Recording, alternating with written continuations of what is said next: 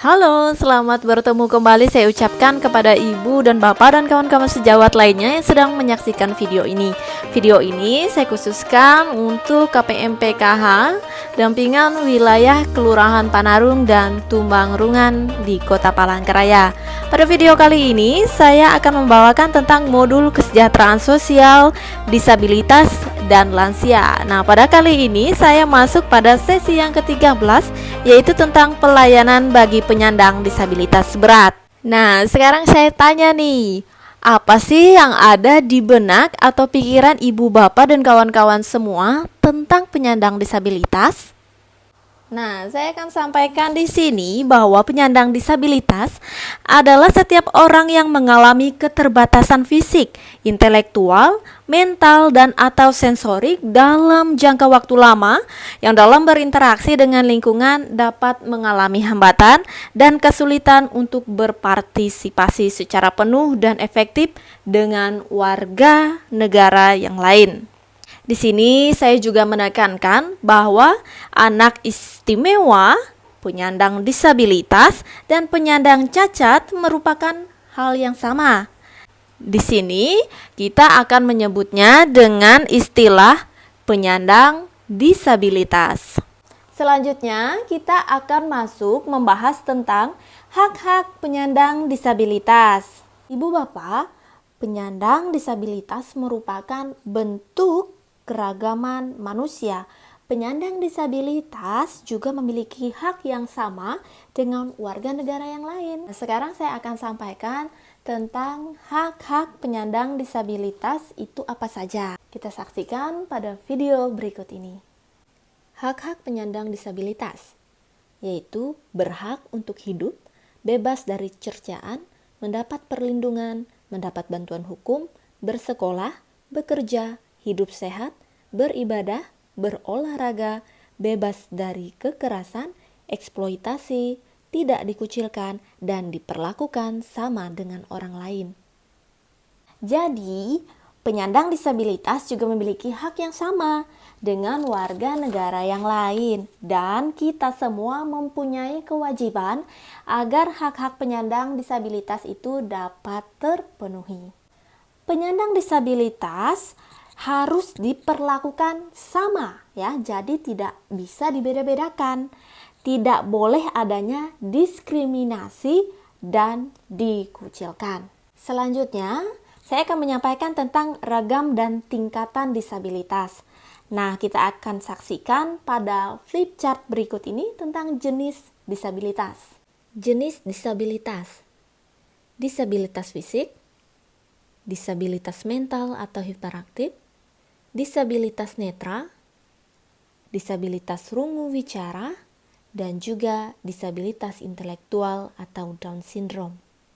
Ibu bapak, kondisi psikologis dari penyandang disabilitas jika tidak mendapat dukungan dari lingkungannya, ia akan merasa rendah diri, sensitif, dan tidak bersemangat, dan lain sebagainya. Berbagai macam penyandang disabilitas tersebut ada yang tidak dapat direhabilitas dan selalu membutuhkan bantuan dari orang lain dalam melakukan kegiatannya sehari-hari. Penyandang disabilitas seperti inilah yang disebut dengan penyandang disabilitas berat. Nah, saya akan tunjukkan pada flip chart berikut ini tentang pengertian dari disabilitas berat. Penyandang disabilitas berat.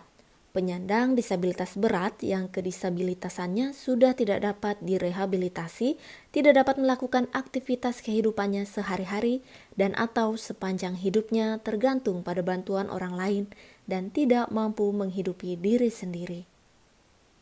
Baik, selanjutnya saya akan menyampaikan tentang pelayanan bagi penyandang disabilitas berat di dalam keluarga. Jika di antara ibu bapak di dalam keluarga ada keluarganya yang menjadi penyandang disabilitas berat, maka tugas ibu bapak adalah memberikan pelayanan atau pengasuhan agar penyandang disabilitas berat ini tetap dapat menerima hak-haknya. Lalu, apa saja hal-hal yang dapat dilakukan keluarga bagi penyandang disabilitas berat? Ada yang tahu? Nah, saya kasih tahu pada flip chart berikut ini. Perabot di dalam rumah. Penataan ruang harus menyisakan atau memberikan ruang gerak dan sirkulasi yang cukup bagi penyandang disabilitas atau PD. Perabot dalam rumah seperti lemari pakaian, lemari buku, rak piring, dan rak sepatu harus dapat diakses PD. Peletakan dan penataan barang-barang jangan dipindah-pindah. Apabila akan dipindahkan harus diinformasikan kepada PD. Perlengkapan peralatan yang diperlukan PD dalam melakukan kegiatan sehari-hari seperti tombol stop kontak dan pencahayaan harus dipasang dekat tempat tidur PD untuk mempermudah PD menggunakannya. Tombol dan stop kontak dipasang pada tempat yang posisi dan tingginya sesuai dan mudah dijangkau PD. Dan adanya kecukupan ventilasi dalam rumah.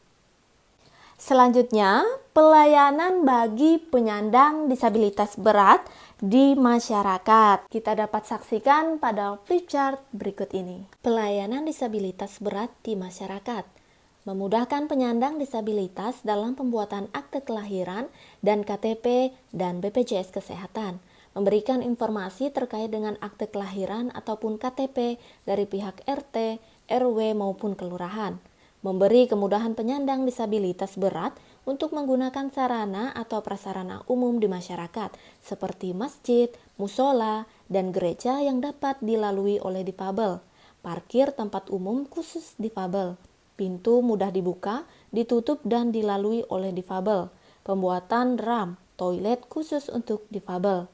Memberi kesempatan bagi penyandang disabilitas untuk mengikuti kegiatan kemasyarakatan di lingkungan seperti pentas seni, arisan, karang taruna, dan lain-lain.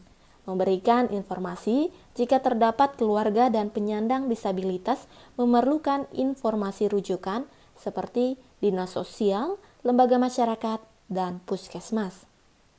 Hal yang paling sederhana yang bisa dilakukan siapa saja adalah berhenti untuk mengejek penyandang disabilitas, tidak melakukan penelantaran dan diskriminasi terhadap penyandang disabilitas. Nah, sekarang saya akan sampaikan pesan-pesan kunci dari materi yang sudah saya sampaikan pada modul kali ini. Pesan-pesan kunci. Yang pertama, penyandang disabilitas merupakan bentuk keragaman manusia. Kedua, penyandang disabilitas juga warga negara yang harus dipenuhi hak-haknya. Ketiga, penyandang disabilitas tidak boleh didiskriminasi. Baiklah Ibu Bapak, kita sudah di penghujung video ini. Itulah pesan-pesan kunci untuk modul pertemuan kita pada video kali ini. Akhir kata, saya ucapkan terima kasih banyak untuk perhatian Ibu Bapak yang sudah menyaksikan video ini dari awal sampai akhir. Dan semoga video ini dapat memberikan manfaat bagi kita semua. Terima kasih dan sampai jumpa di video berikutnya.